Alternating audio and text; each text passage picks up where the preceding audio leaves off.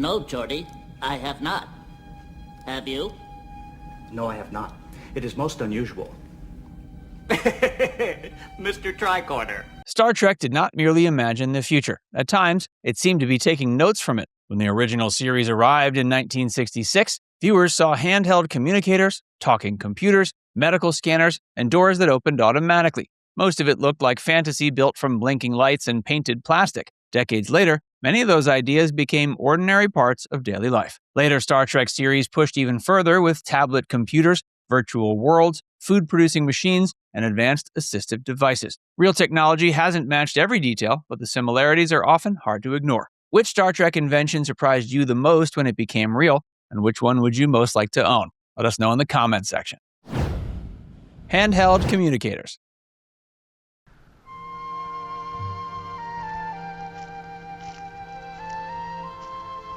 Ready to beam up, Jim. Captain Kirk's flip-open communicator was one of television's clearest visions of the future. With one motion, he could speak to the Enterprise from a planet's surface, contact another crew member, or request immediate help. The device was small, wireless, and always ready, provided nobody had wandered into one of those convenient alien dead zones. Mobile phones eventually made the idea seem completely normal. Early flip phones looked especially close to Kirk's communicator, right down to the dramatic snap before a call. Modern smartphones go far beyond the original concept. They provide video calls, maps, cameras, music, messaging, and access to nearly all human knowledge. Kirk could contact his ship, but he could not order dinner, check the weather, and watch cat videos on the same device. In that respect, the 21st century may have him beaten. The communicator predicted more than a shape. It predicted that constant contact would become a normal expectation.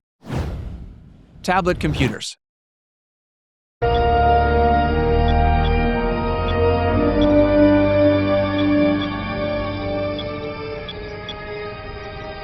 The crew of Deep Space Nine and the Next Generation constantly carried flat electronic devices called pads. They used them to read reports, review technical information, sign documents, and deliver updates to Captain Picard. Starfleet officers often handed him several at once, proving that paperwork apparently survives even in a cashless space society. The resemblance to modern tablets is striking. Devices like the iPad allow users to read, write, watch video, draw, communicate, and manage work from a thin touchscreen. Tablets now appear in schools, hospitals, factories, restaurants, airplanes, and homes. Children use them to avoid looking out the car window for 6 straight hours. Star Trek correctly imagined that computers would become flatter, lighter, portable, and less dependent on physical keyboards. The pad was not just a prop, it was a surprisingly accurate forecast of how people would carry information.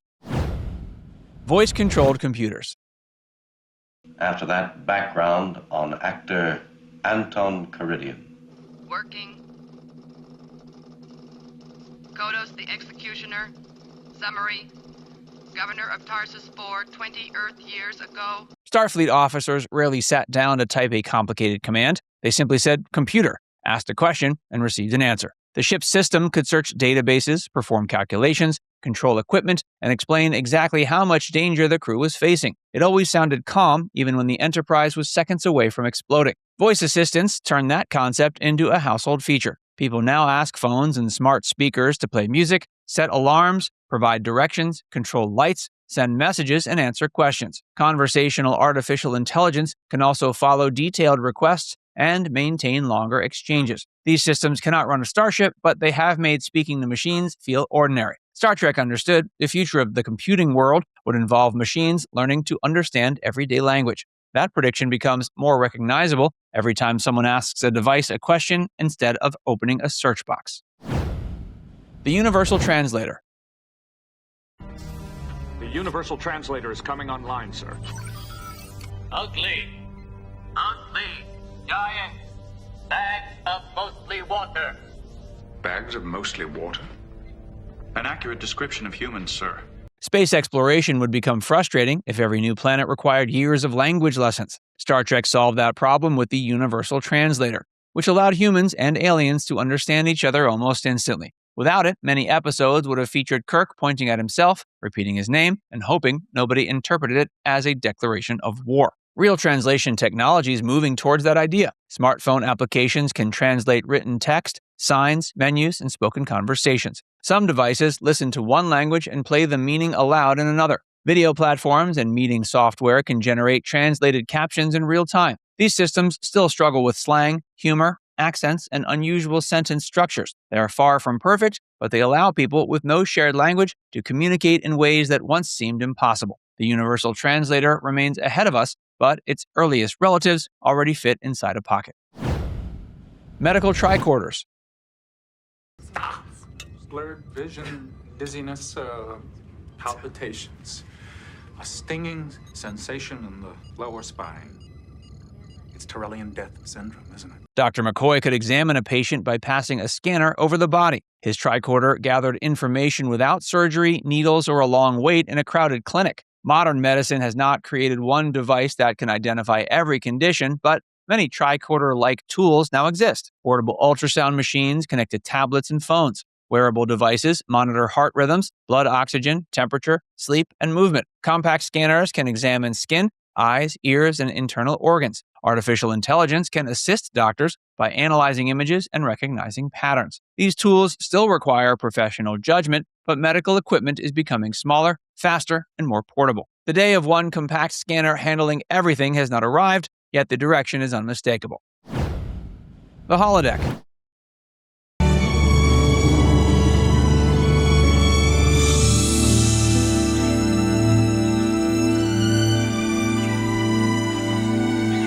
The holodeck allowed Starfleet crews to enter fully interactive artificial worlds. A user could walk through a forest, visit a historical city, solve a mystery, train for combat, or relax on a beach without leaving the ship. Naturally, the system malfunctioned often enough to make one wonder why Starfleet kept installing it. Virtual reality offers an early version of that experience. Headsets can place users inside games, concerts, classrooms, social spaces, and simulations. Motion tracking allows people to move and interact with digital environments. Mixed reality systems can place virtual objects inside an actual room. Immersive digital worlds are now used for entertainment, therapy, military training, education, and design. The holodeck no longer seems impossible. It simply seems unfinished. Each new generation of headsets makes the distance between the television fantasy and a usable simulation feel a little smaller.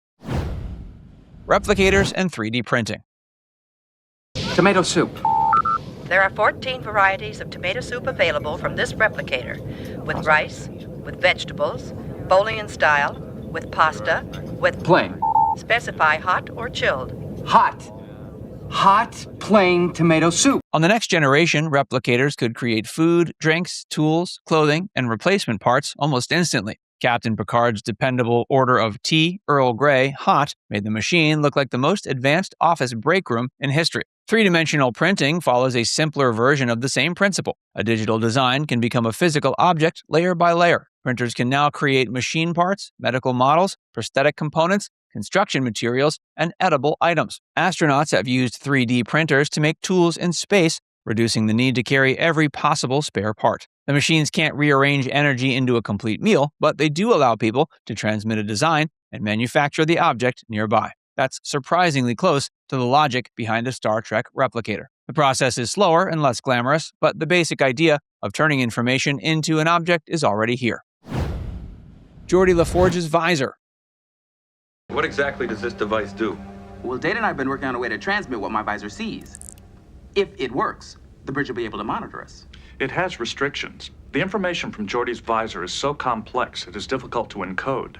Therefore, the signal breaks down easily. It means it doesn't have much range. Geordi LaForge's visor allowed him to perceive his surroundings despite being blind. It converted information from across the electromagnetic spectrum into signals his brain could understand. It did not simply imitate ordinary eyesight. In some situations, Geordi could detect heat, energy, and structural details that other crew members could not see. Real assistive technology has followed a similar direction. Wearable devices can read printed text aloud, recognize objects, identify products, describe scenes, and provide navigation assistance. Experimental retinal implants and visual prostheses can offer limited patterns of light to some users with severe vision loss. Artificial intelligence can interpret a camera image and explain what's nearby. These systems don't match Geordi's abilities, but Star Trek presented assistive technology as something that could expand a person's abilities rather than simply attempt to make that person appear typical. That approach made Geordi one of science fiction's most forward-looking characters.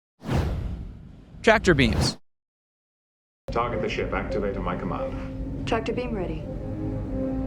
Engage.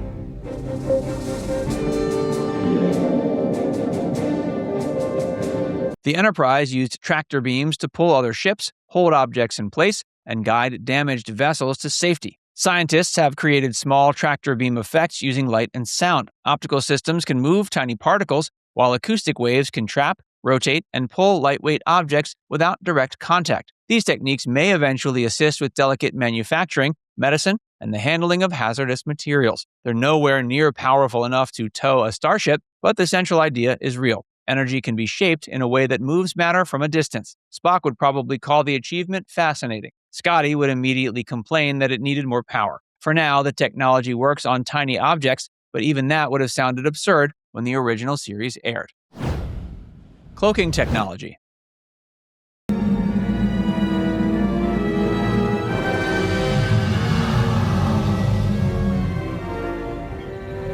Report. The cloak appears to be functioning normally. Romulan cloaking devices could hide an entire spacecraft from sight and detection. A ship vanished, approached its target, and reappeared when it was ready to attack. The concept seemed to belong completely to fantasy, along with transporters and alien civilizations that all somehow understood dramatic lighting. Researchers have developed early forms of cloaking technology. Specially designed materials can guide certain waves around an object, making it harder to detect from particular directions. Other experiments use lenses or camouflage systems to hide objects under limited conditions. No one can make a person or spacecraft disappear from every angle, and most methods only work with certain wavelengths, backgrounds, or viewing positions. Still, the basic principle is no longer imaginary. Now it's time to hear from you. Which one of these predictions was most surprising to hear about? Let us know in the comments section below.